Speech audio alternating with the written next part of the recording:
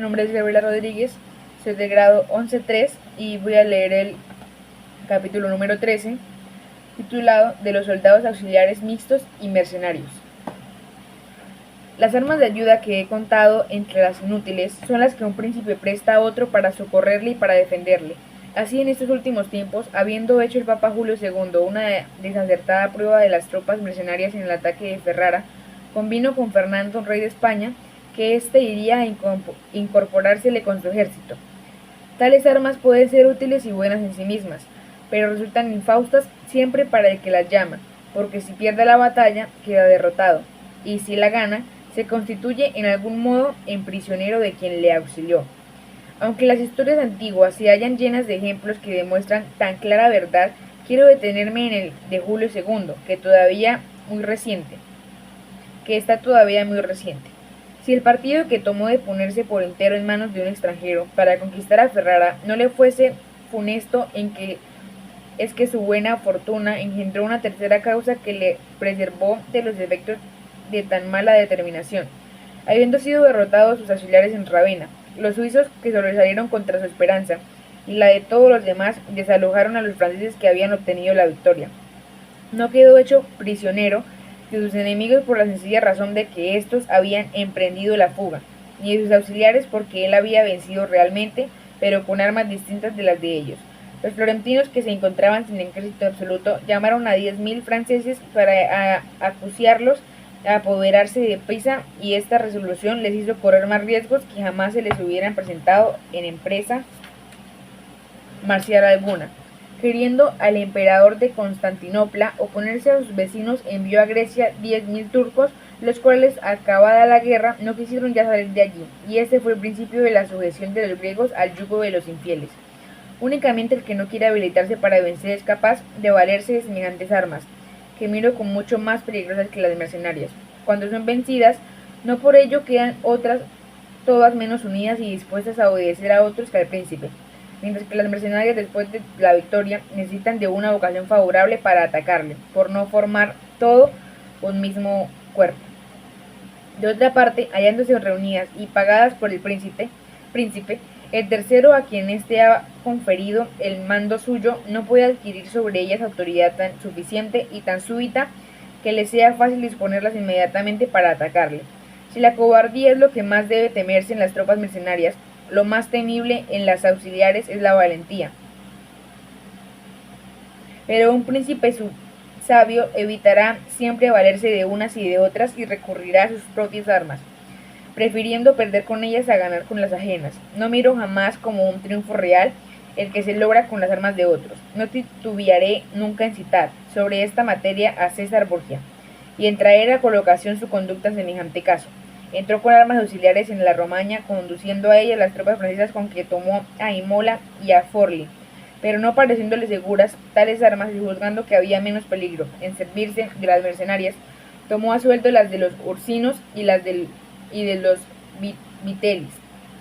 Mas, como no tardarse en notar que éstas obraban de un modo sospechoso e infiel, se deshizo de ellas y recurrió a armas que fuesen suyas propias. Puede apreciarse fácilmente la diferencia que hubo entre la reputación de César Borgia, sosteniendo por los ursinos y los vitelis, y la que granjeó no bien se quedó con sus propios soldados, y no se apoyó más que en sí mismo. Esto resultó muy superior a lo precedente y no se le estimó en el respecto militar más que cuando se vio que era poseedor absoluto de las armas que empleaba. Aunque no he querido desviarme de los ejemplos italianos tomados de una época inmediata a la nuestra, no olvidaré por ello a Hierom de Siracusa, del que ya anteriormente hice mención, desde que, como queda dicho, le eligieron los siracusanos por jefe de su ejército. Conoció al punto que no le era útil la tropa mercenaria, por ser sus capitanes los que fueron capitanes de Italia posteriormente, y al comprender que no podía conservarlos ni licenciarlos, tomó la resolución de destruirlos e hizo después la guerra con propias armas y nunca ya con las ajenas. Y todavía quiero traer a la memoria un episodio del Antiguo Testamento que guarda relación con mi asunto. Me refiero al ofrecimiento hecho a Saúl por David de ir a pelear contra el filisteo Goliat.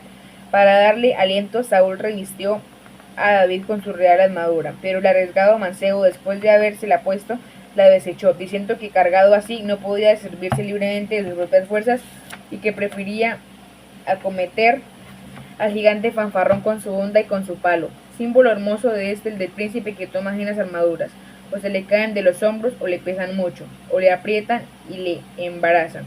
Carlos VII, padre de Luis XI, apenas con su valor y con su fortuna hubo librado a Francia de la presencia de los ingleses. Experimentó la necesidad de disponer de armas que fuesen suyas y quiso que hubiera caballería e infantería en su reino. Su hijo Luis XI suprimió la infantería y tomó a sueldos suizos.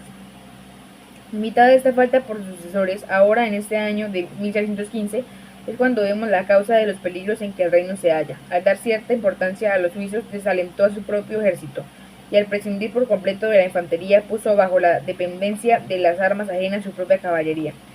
Acostumbrada esta a hacer con el socorro de los suizos, creyó no poder ya vencer sin ellos, donde resulta que los franceses no bastaban para pelear contra los suizos y que sin el auxilio de estos no intentan nada contra nadie.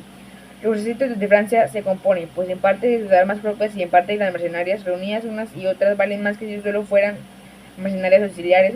Por un ejército así formado es inferior con mucho a lo que sería si se compusiese de armas francesas únicamente. Y este ejemplo basta porque el reino de Francia se contaría entre los invisibles si se hubiera acrecentado o a la menos conservado la constitución militar de Carlos VII. Pero a menudo cualquier cosa que los hombres establecen, fundados en algún bien que augura, esconde en sí misma y un funestísimo veneno, como insinué antes al comparar el caso con el del proceso patológico de la tisis, por lo cual al que estando al frente de un principado no descubre el mal en su raíz, ni lo advierte hasta que se manifiesta, no es verdaderamente sabio. Pero semejante perspectiva se ha concedido a pocos príncipes y sí, recurriendo a un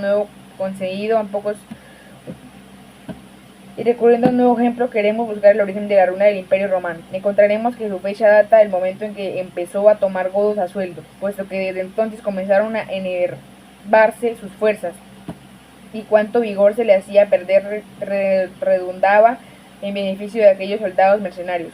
Infiero de lo dicho que ningún principado puede estar seguro cuando no tiene armas que le pertenezcan en propiedad.